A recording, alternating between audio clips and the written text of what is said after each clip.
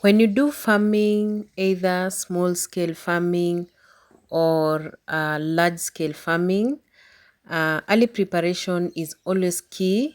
As a farmer, it's always good to start early. And today I'm going to start sowing some of the seeds, and I'll be sowing these seeds bit by bit. So today I'm just going to sow like 4 seeds.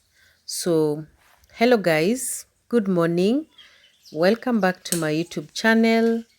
So if you're new here and you love farming, you love homesteading, you love cooking, traditional cooking, indigenous cooking, or generally life in the countryside, and this is your type of content, feel free to just click that subscribe button and I will really appreciate.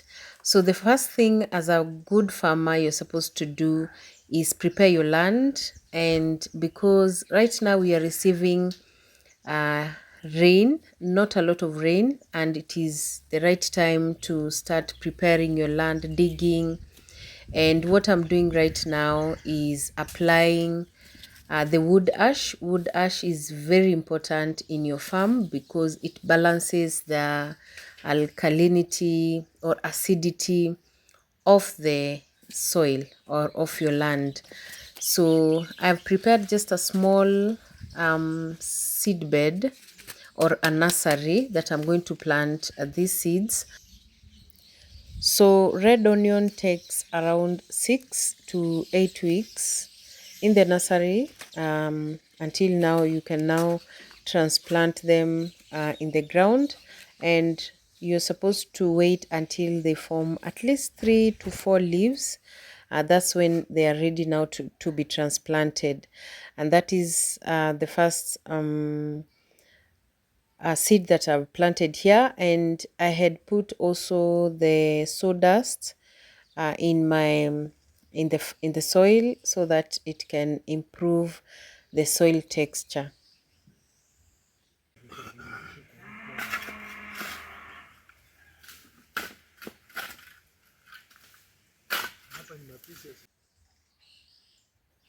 I am still yet to get the white onion bulb seeds so that I can start planting my own also.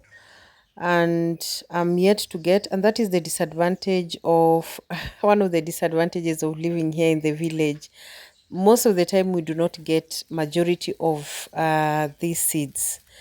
I've been looking for it and I haven't found, so I'm still looking for them. I think maybe I'm going to get somebody to get them for me from either Kisumu. Kisumu is a city in Kenya, or Eldoret or Nairobi. Those are the three cities that are nearby me, that or Nakuru, that I can really get the seeds.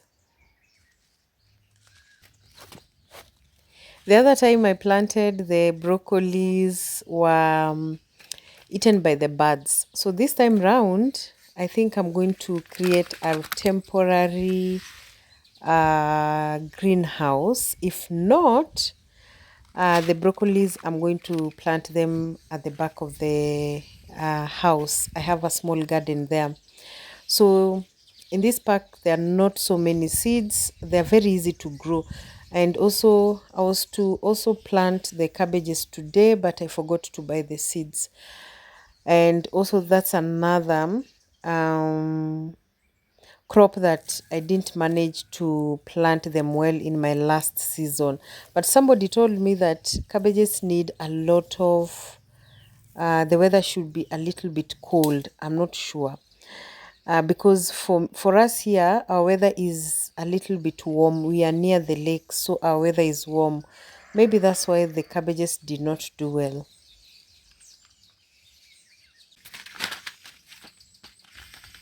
The other two crops, or the other two, the onions and the broccoli that I've planted, I'm going to transplant them.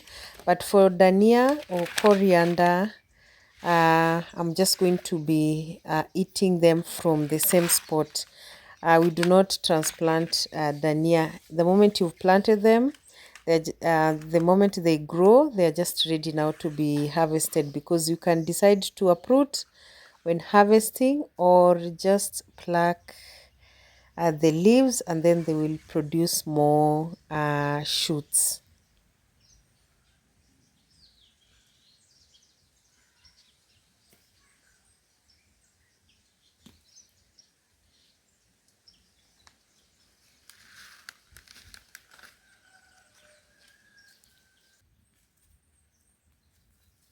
When you start your small garden or your small kitchen garden, you can choose what to grow at what time, and also try as much as possible to grow your vegetables or your crops in phases, so that you can always have the vegetables, or you can always have constant supply of vegetables or the crops that you consume almost every single day.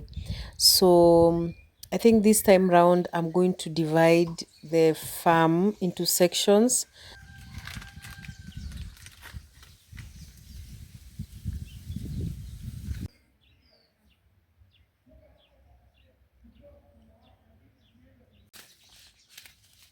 So this is a new crop that now I'm trying to plant. This year I want to try different types of crops that I've never planted. And I think most of the crops I'm going to get them, or the seedlings I'm going to get them outside our county, because majority of them I tried to inquire or find them, I couldn't get them. So I really want to try this almost large scale, but not completely large scale farming, that I also plant crops that I can also sell and also consume, because for so many years I've been planting crops for consumption, like just consuming with my own family or my extended families, or sometimes my friends. But this time round I really want to try out different types of crops and see if they can really do well in our soil.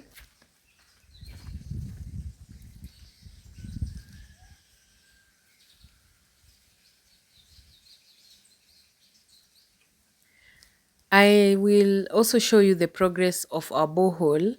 I'm really excited about that project because it will really play a very big role in my farming journey this year.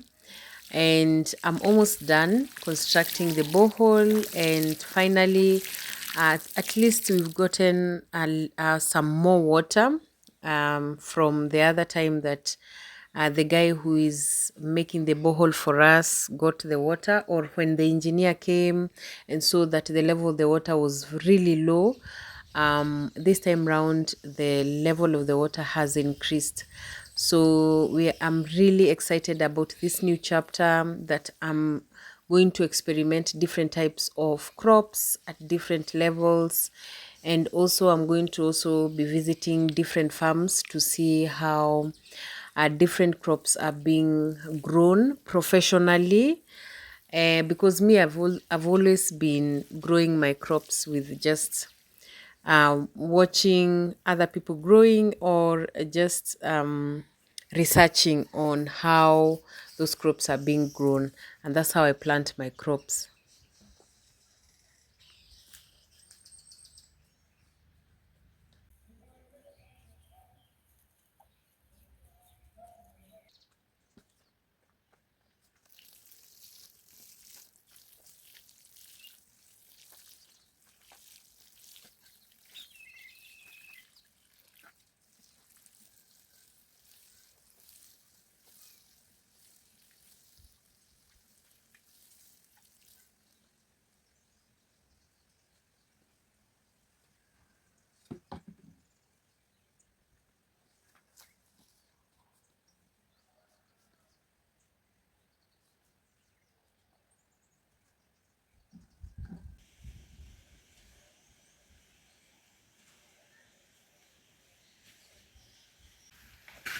So our borehole is almost done. Now this is the cover up. they have done it on the side, then they are going to lift it up and put it on top of now the borehole, and then plaster it all round. After they have done plastering, now we'll do curing, and then I'm now going to install the solar will be installed. So because I have the fundis around, I need to prepare something for them. And you remember me harvesting this green banana. It is okay to be cooked. And so here in the village, it is very, very, very common to cook for your fundis. And the reason why we cook for fundis here is to save on the time that they are going to spend on looking for lunch. So that is just a secret, and how we save on time, save on money. So it means your project will run smoothly. So most of the time we provide either tea at around 11, and then we provide lunch at around 2. So that means your fundis will only have a break of 1 hour between the teas and the lunches. But before I knew that, I was not cooking for the fundis. And I remember when we were building this house, one of the fundis said that huyu ni mama mchoyo. Mchoyo means I am mean, I am a mean mother.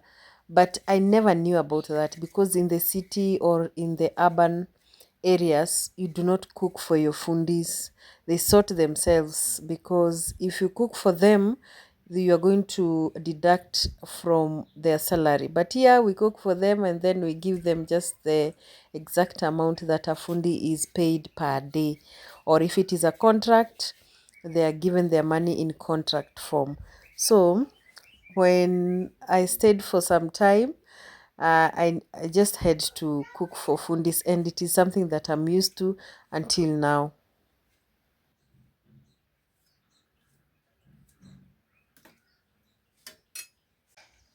So the top dried up, and it was rolled until here, and then placed on top of now the borehole.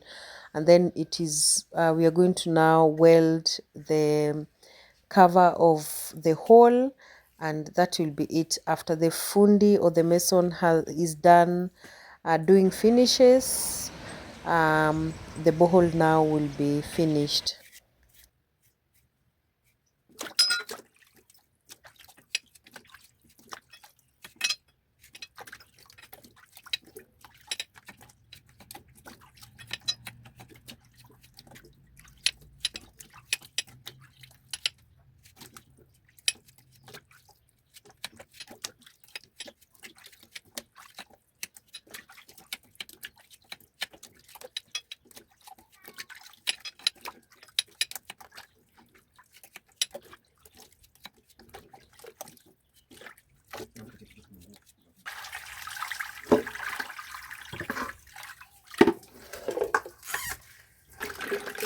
I am just lucky that I'm using less money on vegetables, especially the carrots.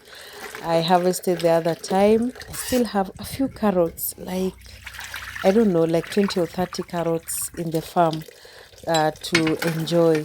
So I harvested the carrots, and also I harvested the bell pepper. It was just only one, and I'm going to use that to cook our lunch.